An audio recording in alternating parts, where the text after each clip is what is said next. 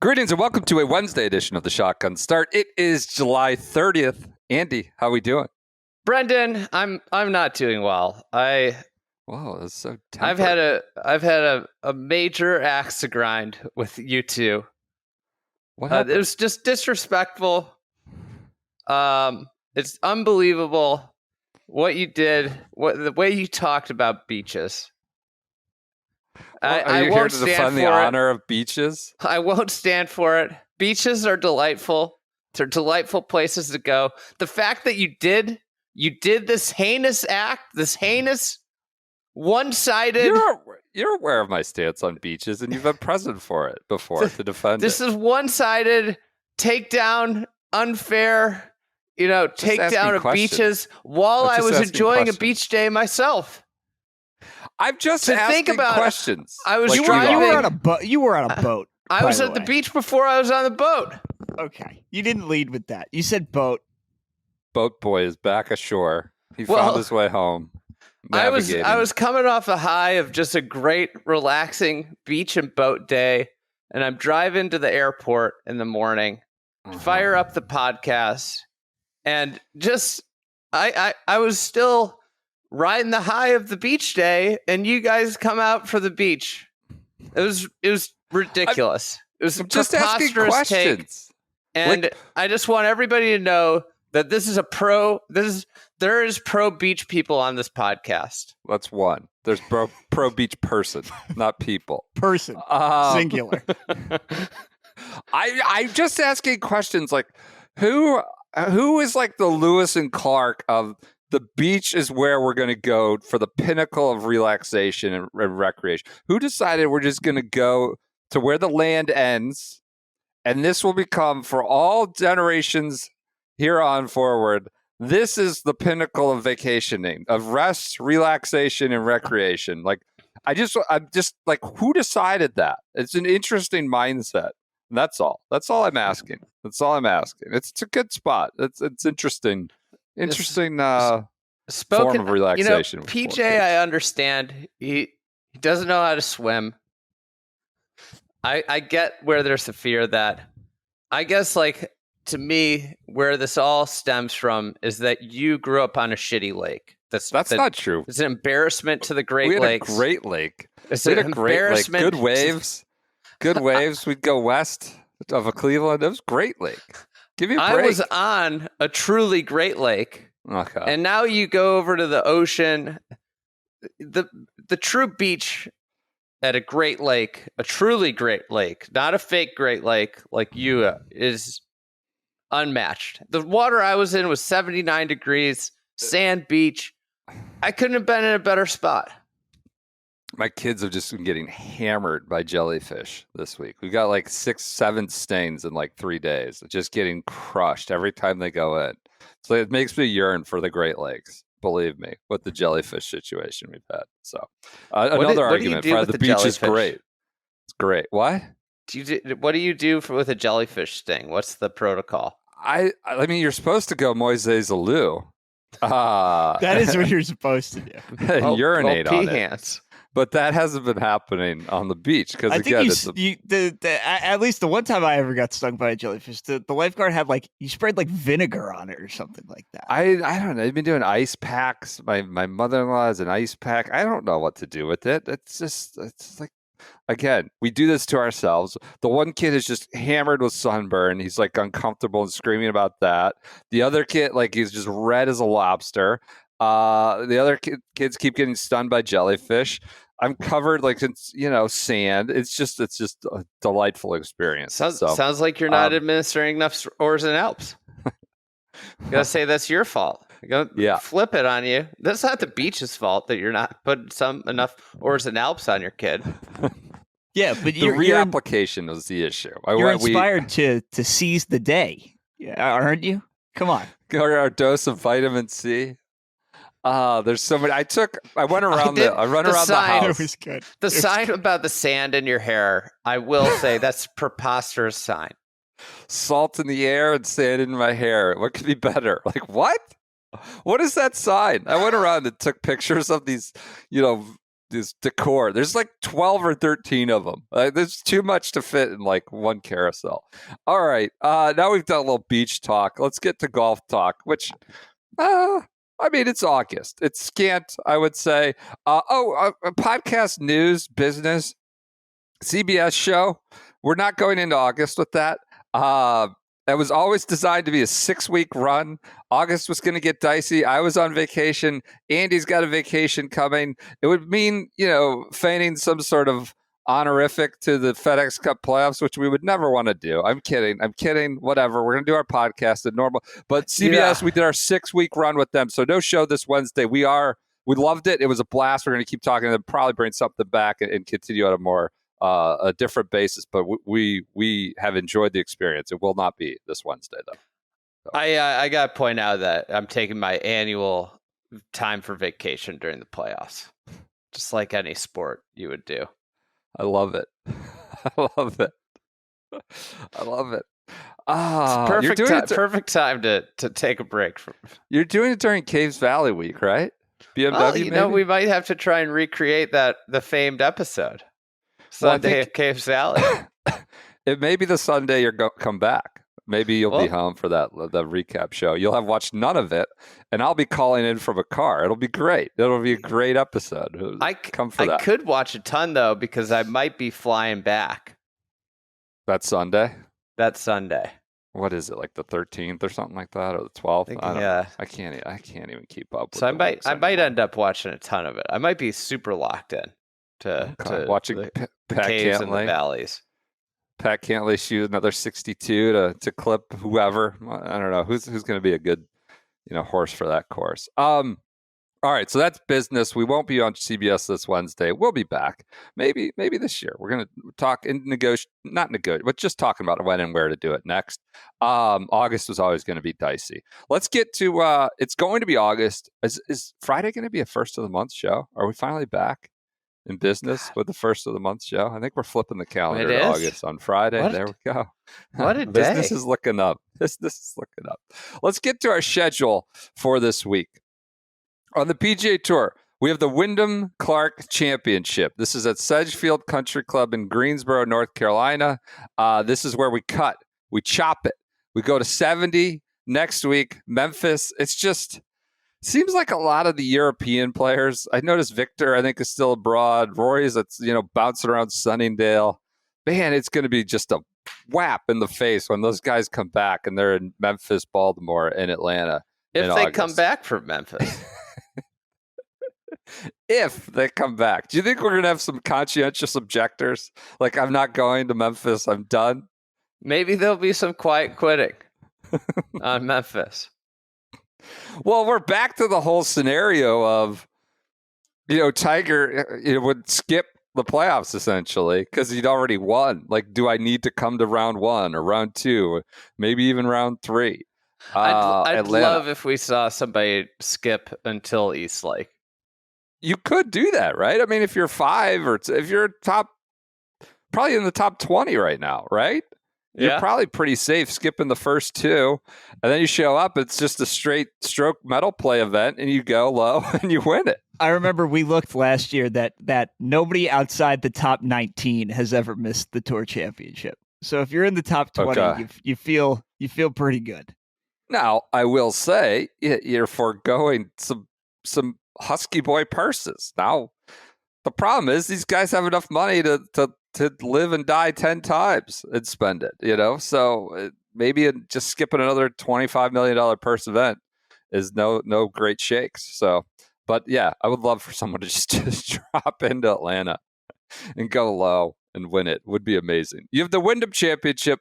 The purse is not 25. It is 8.2 million. You're defending champ. Do you remember who won this last year, or do you only remember Kuchar Gate? Oh, okay. So Kuchar wins. Oh, who won it? Was it JT Poston? No. I think he was the year before. He's won it in recent time. It was Aaron Rai. Oh, yeah. Just completely. I remember I wasn't on the Wyndham recap. Joseph was, and I remember I was on a flight. I think I was flying to Minneapolis, and I remember by the time I landed, the pod had dropped, and I was waiting in baggage, laughing like out loud, and getting stares from across the baggage claim from people at what I was laughing about. What are you guys were talking about, Kuchar? We forget who won. Taking a dump in his diaper. Filling his diaper. It made everybody come back that Monday. I mean, this was, I think for like in the SGS universe, this was the highlight of the year. This is what we live for with this kind of stuff. I think this year, the Kuchar Award might go to Wendy Clark with the locker gate and the response to the locker gate. We'll see. We'll get to that at year in review at some point. I just want to move past this incident, Brendan.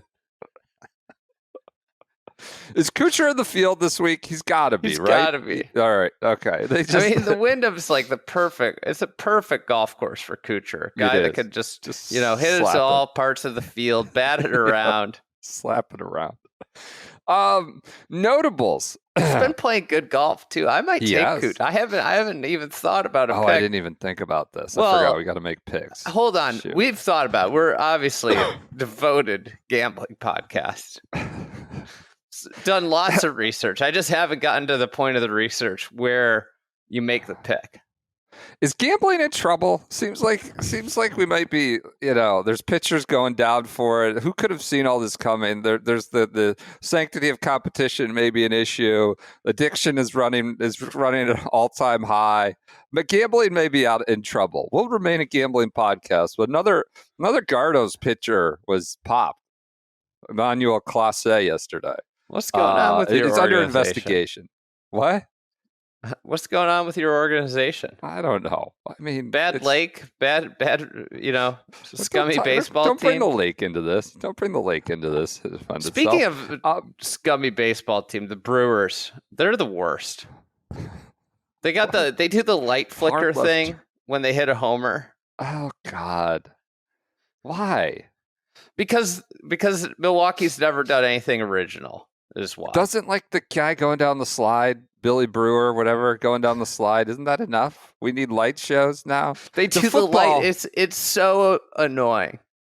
That happening in every SEC stadium's got to stop too. Like that's coming next month, college football. But just stop the light. I feel like the first time you saw it, you're like, oh, that's pretty cool. Yeah. And now everybody that starts doing it, it's like it just gets worse. It's inorganic. It's faked. It's forced. It's stupid. Well, the first people that did it, very original idea. But who was the first people to do it? Who was Lewis and Clark of the light turning on and off? It wasn't the Brewers. I can tell you that much. So that was a hard left turn. You just wanted to pop the Brewers real quick. You do not like the Brewers, the Brew Crew. When I grew up, they were in our division. Now they're in your division. They're sort of this kind of shiftless franchise. They went from AL to NL. Now they're NL Central. So yeah, they're there. All right, hard right turn back to notables for the Wyndham Championship. We have Luke Clanton. Nick Dunlap gets a notable. Okay, Tony Finau, Ricky Fowler, Max Homa, Tom Kim, Hideki Matsuyama, Jordan Spieth, and Gary Woodland are your notables. This is on Golf Channel 3 to 6 on Thursday and Friday, then 1 to 3 and 3 to 6 on CBS Saturday and Sunday. A lot of games within the game here as we get to the top 100, get to the top 70. I look at the FedEx Cup standings today, and it's like, I cannot believe we used to do 125 people into the playoffs. You look beyond like 60, 50. It's like, it's totally unnecessary that we used to do this. Now I get there were 4 events and not 3, but insane that we used to have such a wide net. You needed Doug Gim making the playoffs. You're popping your own Chicagoan. I'm just saying. I just want to show that I'm a unbiased observer here. I need a Paul Peterson. Milwaukee. I need a Paul Peterson, 123rd in the FedEx Cup standings. I couldn't pick Paul Peterson out of a lineup, I don't think. He was a former quarterback for Boston College, was Paul Peterson while I was there. But I'm not super familiar with Paul Peterson, the golfer. I don't know what we're going to do if Adam Hadwin loses his card and we lose his wife's social media presence. I feel like he can't lose his card. He's got to have some sort of like 18 different layers of status for next year. He's got to. God, I would love to know the numbers on guys, Corn Ferry Tour players that got their card, kept their card. It's going to be so low. And the Euros have not been good. Mateo, no thirsty chance. boy, Højgaard's even struggling. The great one. Yes, he's going. The great one's going back where he belongs. He's gonna go to Europe and make hay again. Nikolai Højgaard might not make it. Yes. I mean, I think this the top 70 is pretty awesome because you start to look at these like players and you think about the achievement of making the playoffs and the like certain sports are easier, right? The NBA making the play-in, as my Bulls have shown 3 straight years, is not hard. You can be extremely mediocre and make it, but the play-in doesn't really count, But being, at this point, a top 6 seed in the NBA is pretty tough. Like making the playoffs, like in the playoffs with a bullet, making the playoffs in the MLB, historically has always been the hardest one. Making the playoffs in the NFL is not, a foregone conclusion, as my Bears have shown year in, year out. All of our football teams have shown, the Jets, the Browns, and the Bears have shown. But now you start to look at like the top 70 and it's like, oh, Kevin Waugh, Patrick Waugh's kid, he flashed for a couple weeks. And normally that would be like foregone conclusion. You know what? I saw the guy on a leaderboard once on a Sunday. He's in the playoffs. That used to be like the barometer. Or you could just string together a ton of top 25s, irrelevant, in terms of winning a tournament finishes. Oh, he's 76. Alex Smalley. That guy was like a figure of the early part of the season. Guess what?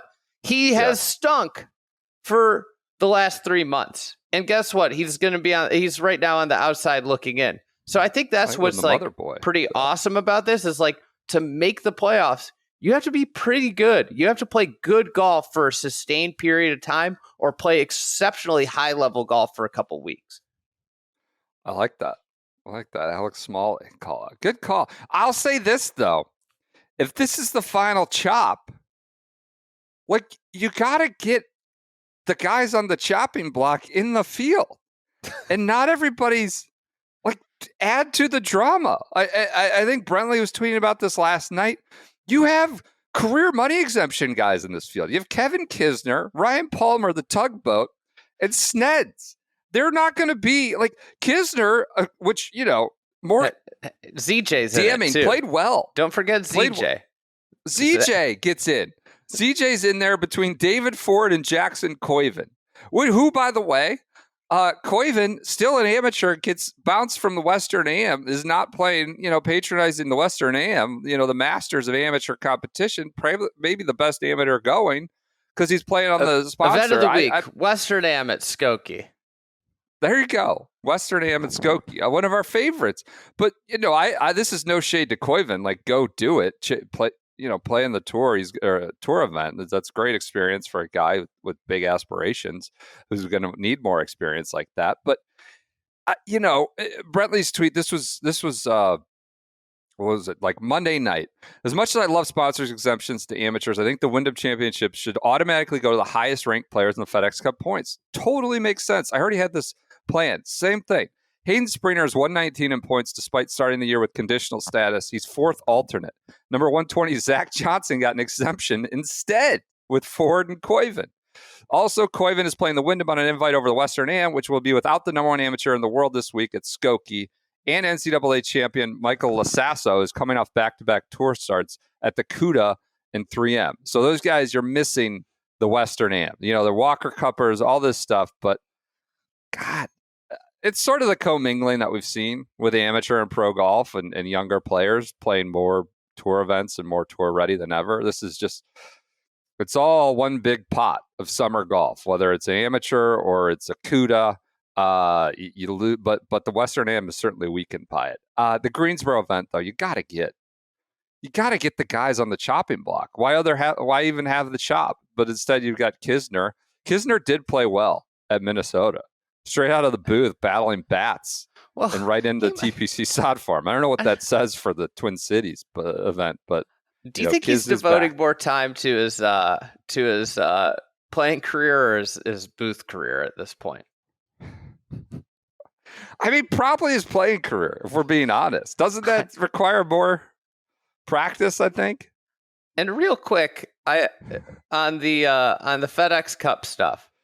Can I follow up just a little bit?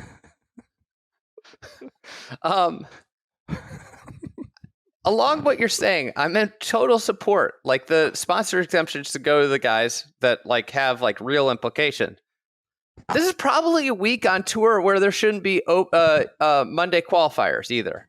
I'm sorry to Monday Q, Ryan French. I'm sorry for this take, but those 4 spots that go to like they went to Austin Duncan, Stephen Franken, Scotty Kennan, and Tane Lee. You know, we love Tane Lee. This is a pro Tane Lee podcast, but none of these guys have none of them have status. Well, this is where you tried to cancel me last year for arguing that the PGA Section Pro shouldn't be this event. Like, well, you can't be given. Notice that I pulled up there. I didn't go after Cole or Preston Cole. You know, the NASCAR driver that's also a PGA pro in the Carolinas. I think he's a Quail Hollow guy, I believe. So Don Ray probably just gave him the spot after his Thierry week at Quail. So yeah, that's my personal opinion on it. There is no personal opinion. I'm the president of the PGA of America. Now, I would never go against Don Reyes spots. You know, I'm not going out. I'm not taking my knives out. I know who you could shoot at, who you can't shoot at. You can't shoot at Don Reyes. If you do shoot, you better be sure you don't miss. I love my PGA pros. I love them. Preston Cole isn't trying to play on the tour next week or next year, as far as I know. Why are we putting him in this like final countdown, highest stakes deal at the Wyndham Championship? Anyway, that's your Wyndham Championship. Do you have a pick? Do we have a pick? I haven't even looked into this at all. I'm going to go JT Poston just off the top of the dome based on your prior. You mentioned his name. I'm pulling up I got to see who I've taken and who I haven't taken real quick. PJ, who you got? You've probably done some actual research. PJ. I'm taking Novak, home game, North Carolina boy. Wofford. Yeah. Wofford. Go Terriers. The Wofford Terrier. I'm a little worried about him. You know, like how much is he invested in the game right now, given its like peak, training camps reporting? Is he distracted by preseason hasn't started yet? I think we got like another 10 days before you really got to start digging in. Preseason hasn't started yet. It might be like a case against him on the Ryder Cup. How does he produce his NFL pod on Sundays if he's playing Ryder Cup singles match? What does that mean for his content?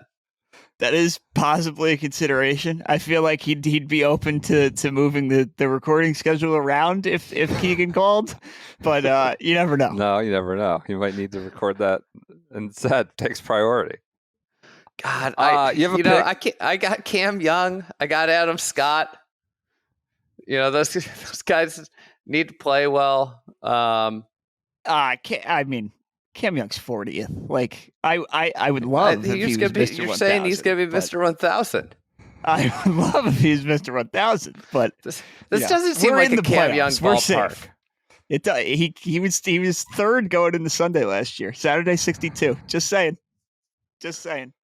I'm going to take Adam Scott. He's played well here, and he's 85th at point. Like, you want to talk about a guy that's out on the outside looking in. I don't think he's ever missed the playoffs. I can't believe Jim Herman is in this field. I thought he was retired. He won. I know he did. Was that the year that Adam Scott missed the bunny on 18? I think it was. He just popped it. I remember that. I just remember Herman just housing water bottles, waiting for him to get in, just in the clubhouse, spilling water all over himself. That's all I remember about Jim Herman's win from that Greensboro. We love Jim Herman, but one of the great interview guests of all time. Talking about playing with Woozy. He came on after his Friday round of the Masters and was only asked questions about Ian Woosnam. Apparently, he hung up the phone and turned and said, "What the hell was that?" It was the Shotgun Start podcast, Masters Friday. You look at Woosie. If you play with Woosie, you're getting questions about Woosie. Well, he's in the Greensboro, the Wyndham Championship. All right, so didn't Woosie have a torn shoulder or something that week? Woosie? Yeah, Woosie wasn't he? Didn't he hurt his shoulder grinding at Athens Country Club the week before that year? I don't know. Wasn't that when he was going to Waffle House every morning? Yeah. He was all into that. It's like good luck waffles or something. All right. So we got Poston, a Carolina boy, Novak, a Carolina boy, and Adam Scott, not a Carolina boy. Those are our 3 picks for the Wyndham Championship. My pick for today is a cool Glazer polo from B. Dratty. I put this on. No, full disclosure, I'm at the beach, not wearing a lot of polos. I put this on purely to podcast. Like, full disclosure, B. Dratty was the ad today. I put it on. My wife goes, I really like that shirt.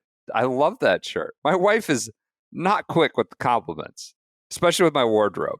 Said, I really like that shirt. The cool Glazer is money. The fabric is like incredible. It's so soft and feathery light. I love this polo. Honestly, the Dratty Sport is great beachwear. Totally. I agree. I said this on Monday. It's great. It dries quickly. You know, you get a splish splash if you're kind of putting your feet in with the kids. It's got UPF, the whole deal, protection.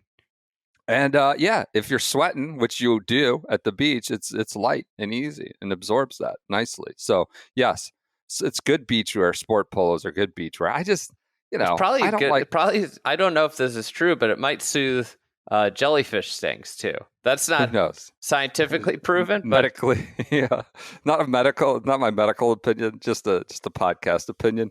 Honestly, this is my pick for the day. Cool Glazer. They've got it in like a pink, a blue, light blue. The colors have all these names. Like this is Mac. Purple is called Shame. That's the name of that color on their website. Go to bdratty.com. Use the promo code SGS30. Throw that in your cart. Enter that SGS30 code and watch the total come down. It's very nice. It's a nice little feeling when you get that. So that's a good promo code, SGS30 at bdratty.com. Saw a lot of people were asking if Mercedes had an SGS30 code. Mercedes, we didn't have SGS30. Dratty, we do have SGS30. And you can get 30% off. Business Pete's going to get on that with Mercedes. Maybe get like a free set of tires or something when you get SGS. Yeah, who knows? What SGS30. SGS30 at bdratty.com. Thanks for their support throughout the existence of this podcast. We'll continue to be great friends to our work. Continue on with our schedule for the week. We have a women's major on the LPGA Tour, the AIG Women's Open. This is at Royal Porthcawl in Wales. It's the final women's major of the year. Final major of the year. Is there any more senior, PJ? We're done. We did 5 in about 5 weeks on the seniors. So we're done. It's the last major of the year. AIG Women's Open at Royal Porthcawl. This is on USA, 7 a.m. to 2 p.m. Thursday and Friday. 7 to noon on Saturday and Sunday with a 12 to 2 finish on NBC. So we're going to network on Saturday and Sunday, but USA all other times. Let's get to notables in this field. Where are they? No notables. They didn't even give me notables for this. Defending champ is Lydia Ko. She won at the Old Course. Everybody's I don't know there. If you saw Lottie Woad, betting favorite. I called this. Lamagna tried to suggest I was, off my rocker. Data boy, going at the ignoramus who doesn't know data or gambling. And look at this. I was right. Lottie Woad, your betting favorite. She's probably playing the best golf of women in the world right now. Doesn't mean she's the best women's golfer this year or the best women's golfer, at large, but she's playing the best golf right now. I think, it's a dumb beach thought. PJ, are you familiar with Black Rob? Is this before your time? No, I don't know if I am. Okay. I don't think I am. I think we need a remix. That description. I think we need a remix. Like Whoa? We need one for like Whoa. Okay. I know the song. Sure. I would never have given you the We need a Black Rob remix with Lottie Woad's Ascendance. This is what I was thinking about on the beach the other day. The Black Rob remix for Lottie Woad coming out ahead of the Women's Open at Royal Porthcawl. She's the betting favorite. I'm going to pick her. I'm picking her off the top. I don't know if that's good value, though, but seems like she should be there on the top 5. Any Royal Porthcawl or Women's Open thoughts, Andy? I just the last time we saw Royal Porthcawl was absolute cinema with the seniors.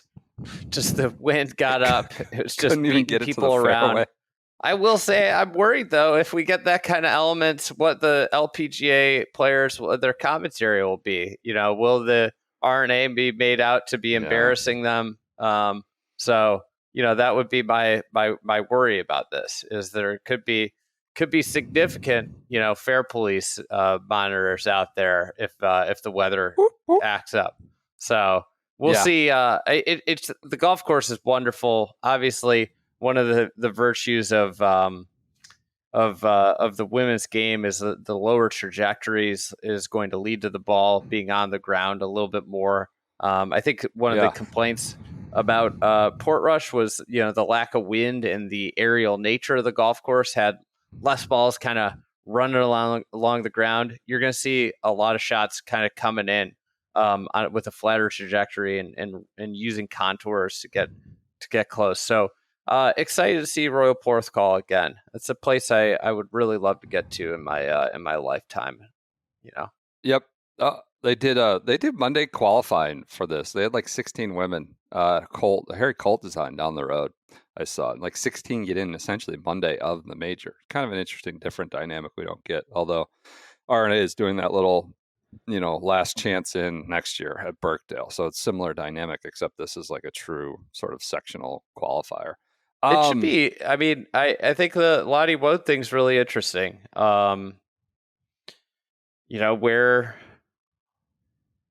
Where she goes, and I think like the weight of expectations is the other aspect of this, is that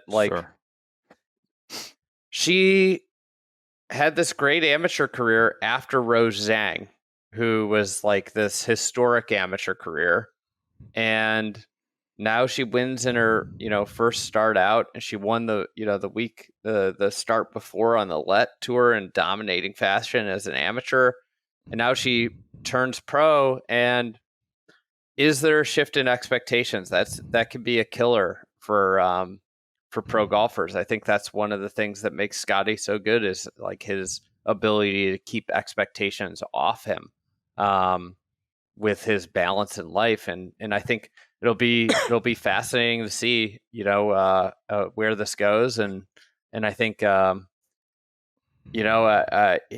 the women's game needs some more dominant forces. It needs people to build around, and obviously we've seen very little of Lottie Woad, but like they need magnetic, dominant forces that can elevate the game into a bigger conversation. So, you hope that she can come out and really, make hay. And obviously, there's some other young players and that, Gino Tidakul getting a major would be a big thing for the women's game. But Lottie Woad, I think, it would be great if she could, string together some wins here early in her career, and that transcendent player is super important for the discourse around the game. She's playing the best tournament golf right now. Nelly Korda remains number one player in the world. She's dressed like G.I. Jane today. Nike and her camo rain gear, looks like rain pants. All the rage on golf Twitter and golf fashion circles. She heard that the Open slogan was forged by nature, so she wanted an outfit that would blend in with nature.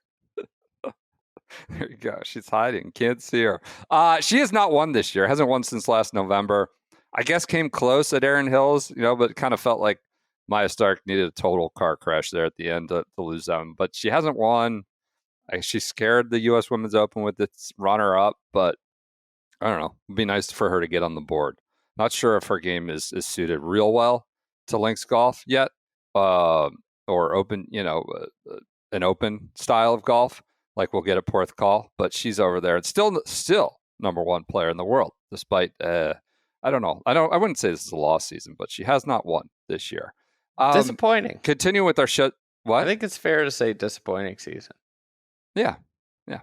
Even Continue with our schedule for the week.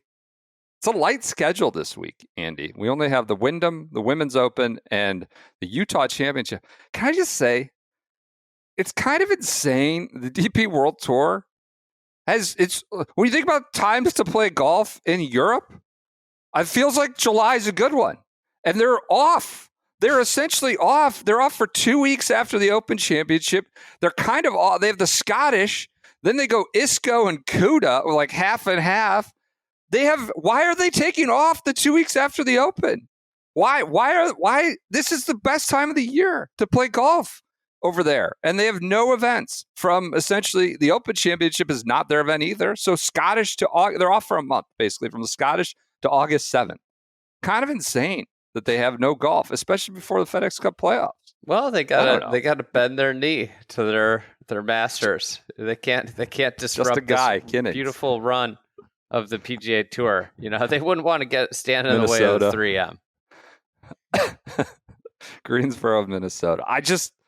God, feels like a good time to be playing golf in the UK, but no events for 2 weeks. The thing too is like if you were thinking about running that organization, you think like if I could put another Rolex event, one of our big events at the back end of the Open, I can get guys to stay over here and play another week. But I mean, this is what we see with Travelers or something, like, make it a carrot. You can play after a major. Yeah, and it's like make it a cool event and a cool location, and people are like, you know what? Why not hop over there and play? Like this, I'd be, this looks like fun. This looks like a tournament, a place that I'd be interested in spending a week of my year in every year.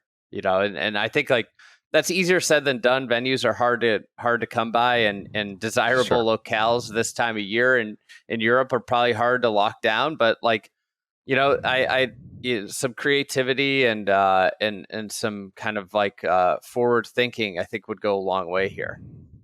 Yep. Anyway, so light schedule. Yeah, we have Wyndham, Women's Open, and then the Utah Championship on the Korn Ferry Tour is on television. KFT event. This is 6 to 9 p.m. on Golf Channel.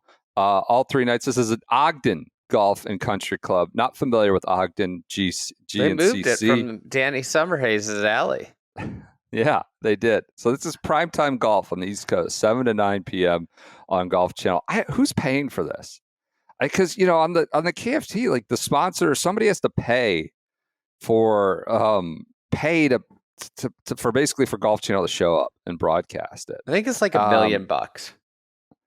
I mean, is LDS, who's paying for this, for the Utah Championship to be broadcast? But it's on TV, 6 to 9, and then 7 to 9 on Sunday on Golf Channel. I love getting KFT some run, getting some shine. Maybe another Korn Ferry executive's playing.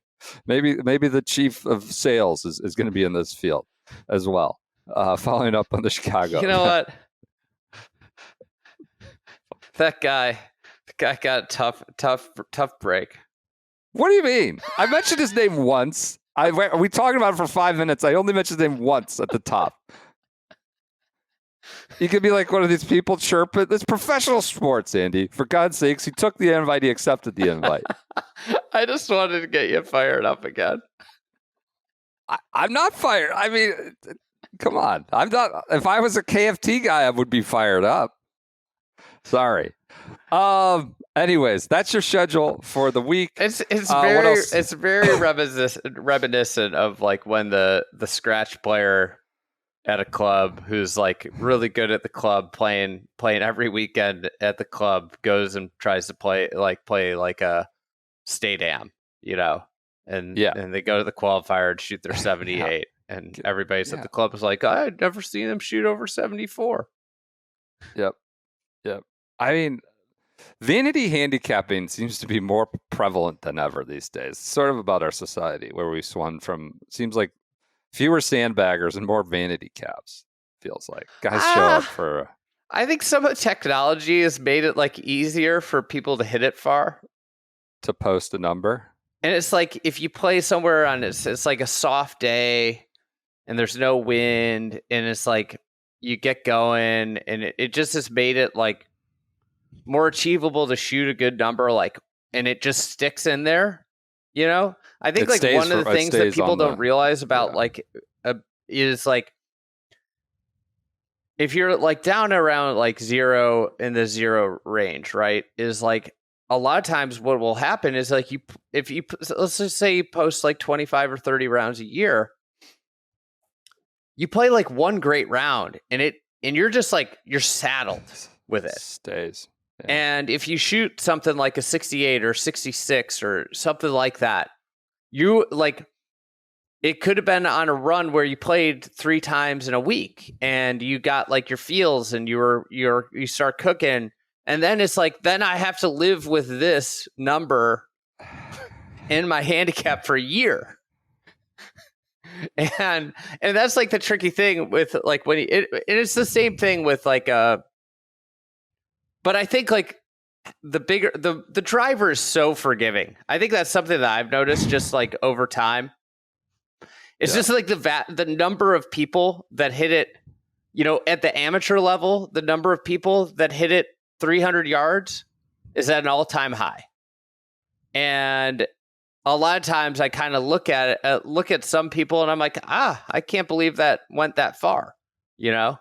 But it does. Yep. And I think that's the same thing with the pro level is like, there's never been so many people cruising at 182, you know, ball speed. And just, it's like, everybody can carry it, you know, 310 if they really need to. And yep.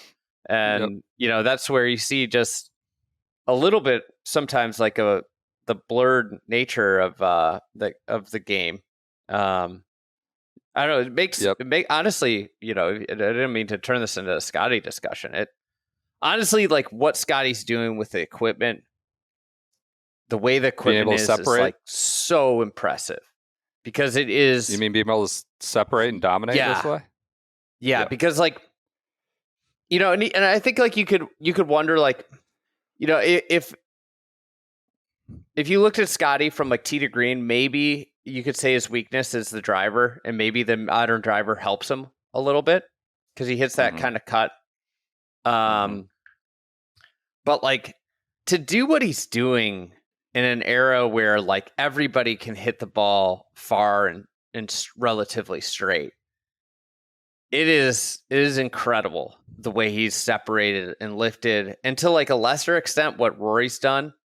You know, because you look at the world rankings, it's like Scotty a mile, Rory a mile, Xander. And if Scotty was playing at, you know, Morikawa level, we'd be talking about, wow, look at the lift and separation Rory's created at the top of the game. But what Scotty's doing is like in an era where it's very difficult to do that because of the equipment bringing the talent gap together a little is super impressive. Yep. That's your schedule for the week. Western Am, I don't believe is on. Sometimes they do some streaming for that, but I can't see anything. You know, Google around for that. I get such good memories of the last time it was at Skokie. It was kind of incredible. Like, you know, I would urge people if they haven't, you know, gone to the Western Am and they live in the Chicago area, go to the Western Am. Because last time it was at Skokie, I spent a ton of the week out there, and you know, you think about like players that played in that event, and it was like, you know, I remember watching Cameron Champ. I saw Minwoo Lee for the first time that week. Like I caddied for a buddy, and we were paired. We made the 36 hole day, and we were paired with Davis Riley for 36 holes. Like, you know, like bona fide winners on tour. And I think like I would recommend going to this event because the people that you see, like the winner at that year was Norman Zhang, beat Doc Redman. Doc Redman, you know, has been on tour for a long time. Norman Zhang, obviously, like a wonderful example of you know, the pitfalls of pro golf and the difficulty of it. But like this is such a cool event to go to. Joaquin Niemann was playing that year. I just like would highly, highly, highly recommend going to this event. So that's my my kind of 2 cents on the Western Am, why you should go. Second biggest event of this year at Skokie, behind the Fried Egg event there. Scheffler was there, finished T23. Morikawa and Scheffler finished T23. I'm looking back at the pretty good. What year was this? 2017. 17. So, okay. Yeah. All right. Kind of wild. Western plug. Remember it vividly, and it's a great golf course. You can go watch these guys like down the line. There's no ropes up close. Yeah. And the Western Golf Association, great organization. Obviously, as somebody who grew up caddying in Chicago, like a organization that does a lot of good in the community. Yep.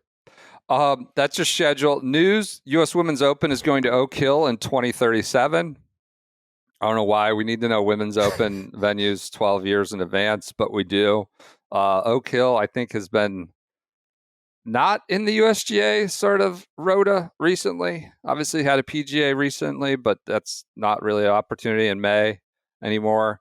But having a Women's Open in 12 years, I guess they're starting the grandstand build out next week. I don't know why we need to know that 12 years in advance, but we do. Live team purses are going up. Team purses are going from 20. Team event totals are going from 25 to 30 million, an extra 5 million.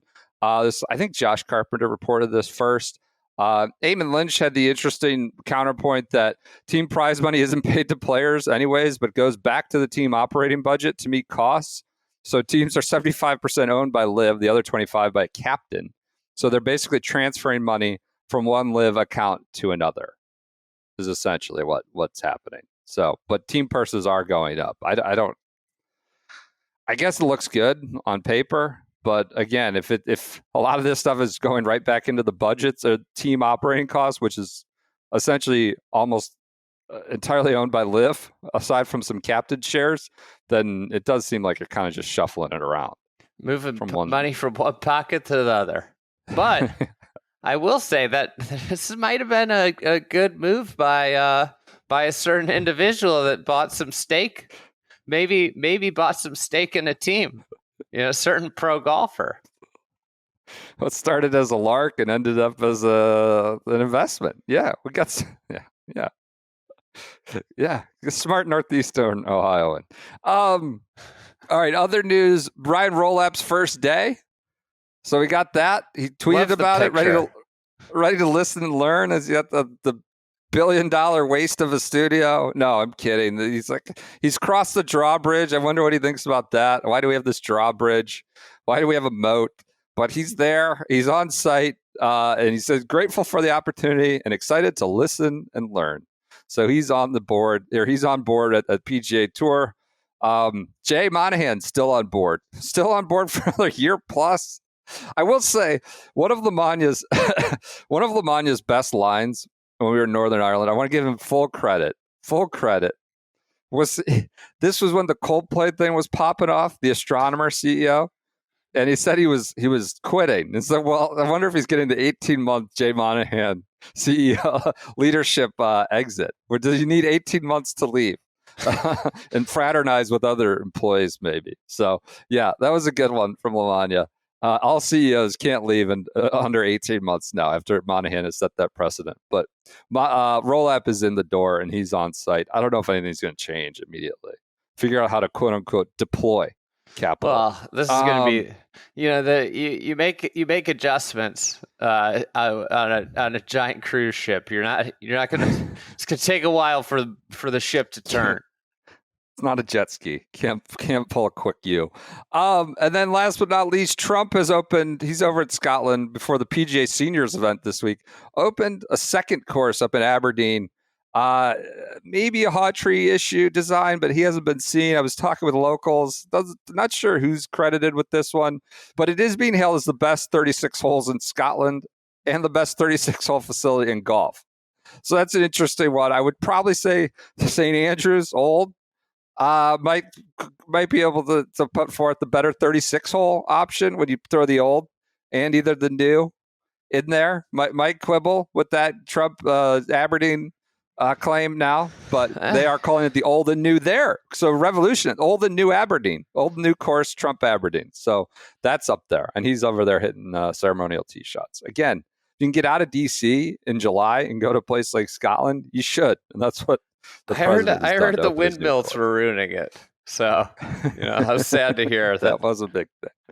That was a big thing. HG2, the sort of long tail Happy Gilmore 2 continues. PJ, did you want to do our game? Happy Gilmore 2? Have you seen it? I would like to. I watched it.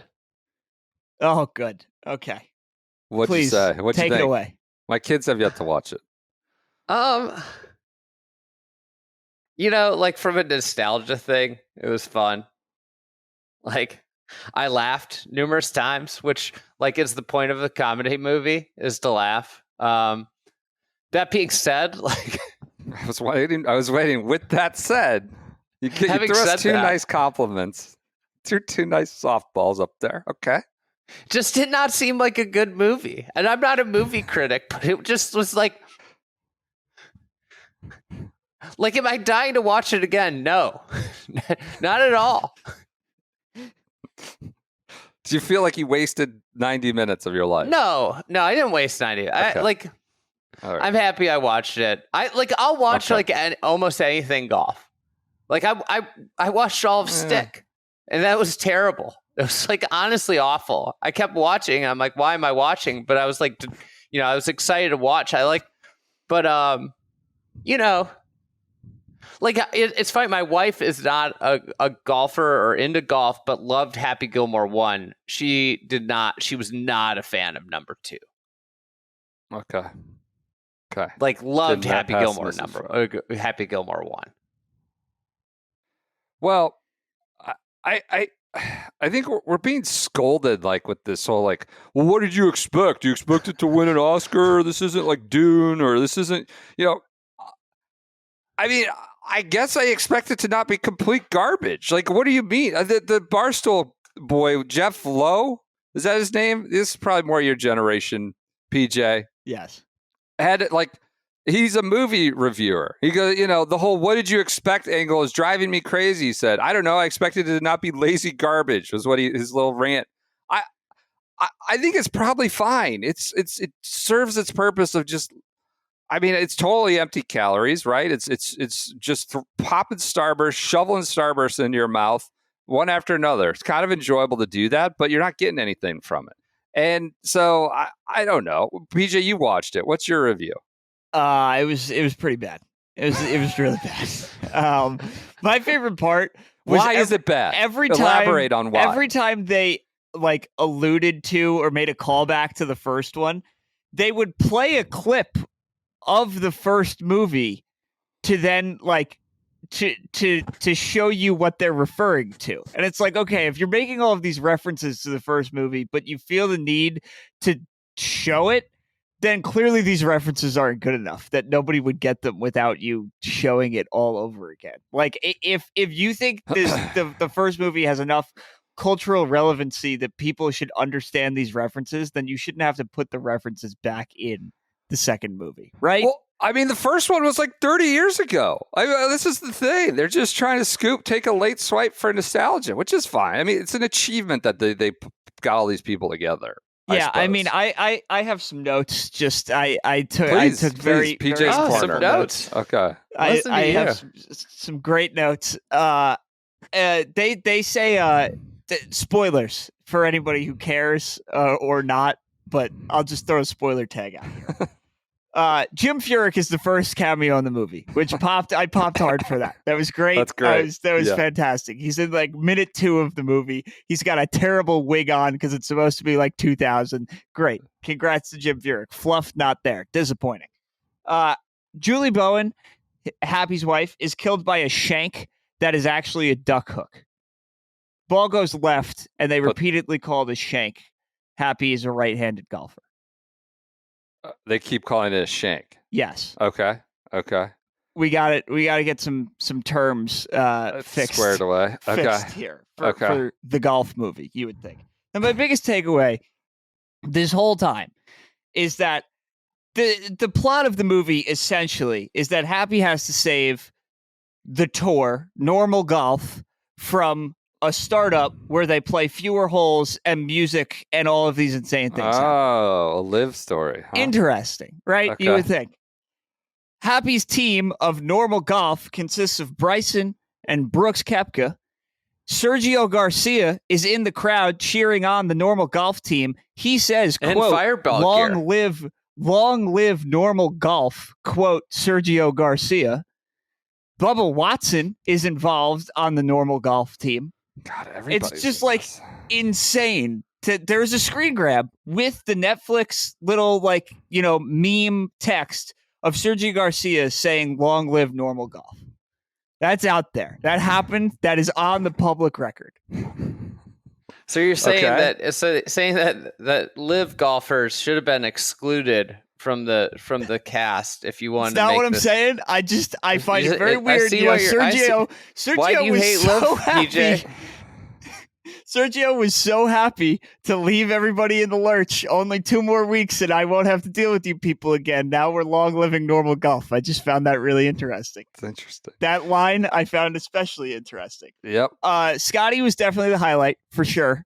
Highlight as in amusing actor, amusing lines. Okay. As in good. Okay. I mean, they drove into Scotty being a felon pretty hard, but I actually thought it was pretty funny. A lot of LA Golf product placement. Which TGL or LA? LA Golf. Clearly they the paid for it. clubs. I'm sure they paid for it. I was product placement. God, I was kind of okay. surprised Look by at all that. I mean, these that's the notes. whole movie. Oh, I got a lot You're of I got a spoiling lot of everything notes. for people. Well, I threw out the It's been spoilers. out. It's been out. And then my other two just kind of notes. Vern Lundquist is calling these matches for NBC, which I was very bothered by. Very It's a bothered. movie.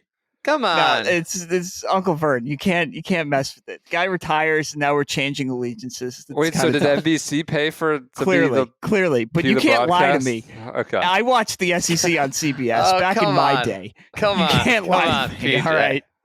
Uncle Vern.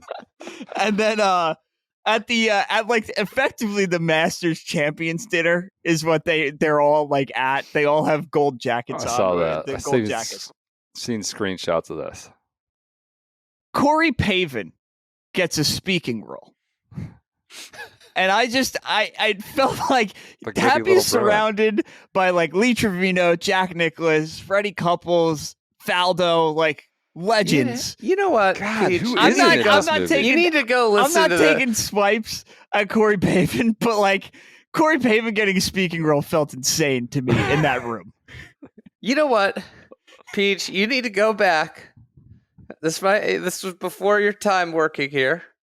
We're gonna bring it back. Spotlights. We used to do these spotlights. You go listen to that Corey Pavin spotlight. You might have a little more. You put some respect on that man's name. I respect Corey Pavin. It doesn't sound like you do. He won a U.S. Open on your island. He did. I know he did. He's in Tin Cup too, right? I think he Yeah. plays himself in Tin Cup. He Hey, must be one friends with question some I have LA. is- Went to UCLA. Must be friends with some LA movie people getting in these roles. Could Morikawa's decline be attributed to him being a part-time actor this offseason and That's what I was sticking saying. Happy His Gilmore? IMDb page is filling up. Worst year of his career, Distracted. Wants the fame and combined with fortune. a couple movie and a TV show role, prominent cameos. Yeah, it's a fair question to ask. Do we want to do the quiz or are we going to save that for Friday? What do we want to do, PJ? I also have Western Am notables that are amazing. I need to get off. Okay, We'll do that Friday. So We can do that Friday. Yeah, We can do that. Friday. Do that Friday. What about the quiz? You want to do that Friday? I promise I will have not watched between Let's now do it and okay, Friday. yeah. Let's do Okay. it Friday. Andy watching it is honestly surprised, but I don't know if he knows who some of these people are, so it might be a good game. What's anyway. the quiz? The cameos? Cameo in out? There's no alternate, but Was I in not or supposed out. to watch it? Yeah. No, I did. Well, I just Honestly, I didn't think you were going to watch it, truthfully. What's the over-under if you had to ballpark cameos? I keep saying it's just a non-stop cameo. I think there's like 60, right? Yeah, I've 55 and a half every minute. So is there any story? Well, it's very easy to get lost in the story. Okay. All right. Especially if you're not suspending disbelief and are like just sitting there jaw agape that Sergio Garcia is advocating for normal golf. Well, that's fun. I'm glad it's brought golf into the mainstream pop culture discussion. It does feel, I looked at the Netflix top 10. Happy Gilmore 1 is there, but Happy Gilmore 2 is not. No. What? So it seems to have It was number one when I clicked it. But not today. I looked today. Happy Gilmore's in the top 10, but no HG2.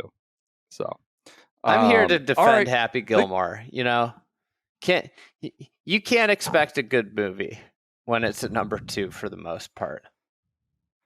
I played in a little thing in DC on Friday, and I just a pure raffle prize. Bought some tickets, helped support the cause. The grand prize was this Odyssey replica Happy Gilmore putter, and I won it. Prominently featured in the film, by the way. It's $500 on the Odyssey. Apparently everybody's trying to buy it in this pro shop, and I won the raffle prize. Same day we released a podcast, me saying the movie's probably gonna be horrible. Anyways, all right, that does it for this Wednesday episode of the Shotgun Start. Thank you for your continued support of our work. We'll be back on Friday to talk a little bit, I guess, cameo quiz. Maybe do SGS golf advice. Send your emails there at sgsgolfadvice@gmail.com. And talk to you then.